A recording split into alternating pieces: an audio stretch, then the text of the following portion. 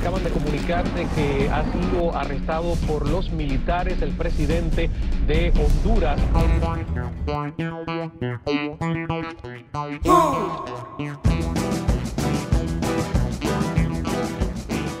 Camino duro le toca al pueblo por ser humilde, por ser honesto.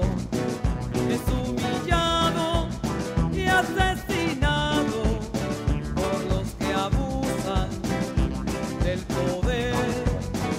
Pero cuando le tocan el alma y no se diga el corazón, el pueblo unido jamás vencido no teme. I'm Marie Dennis with the Maryknoll Office for Global Concerns, and I nominated the Human Rights Platform in Honduras because of their extraordinary work, especially since the June 2009 coup in Honduras in support of human rights.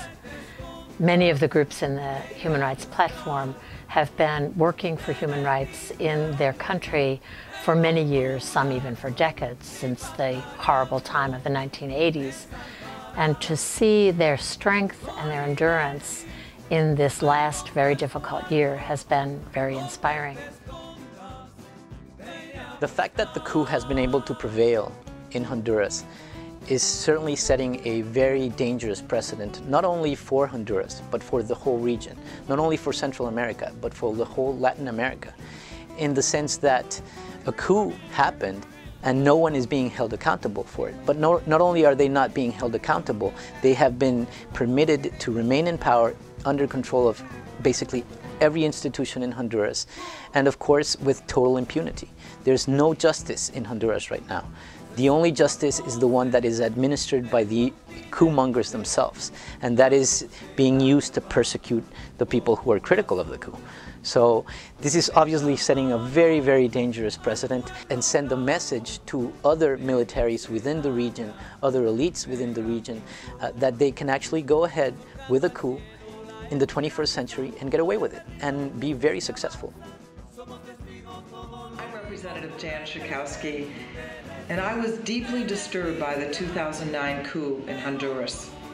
And it's just as disturbing to hear about the ongoing climate of intimidation in that country and the lack of accountability for abuses committed in the aftermath of the coup.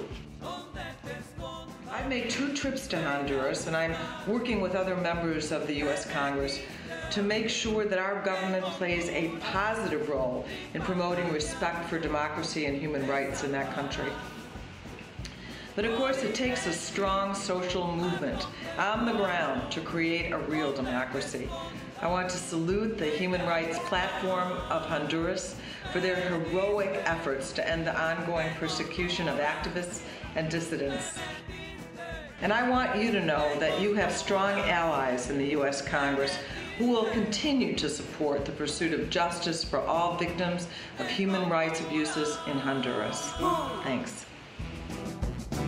This is a truly tragic and sad episode for Honduras and for Hondurans like myself.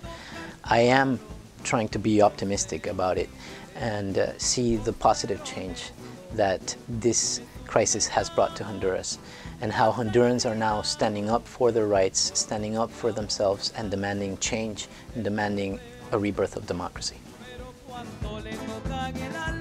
We believe that it is very important to honor, to lift up, to make more visible the important work of these organizations for the future of our hemisphere.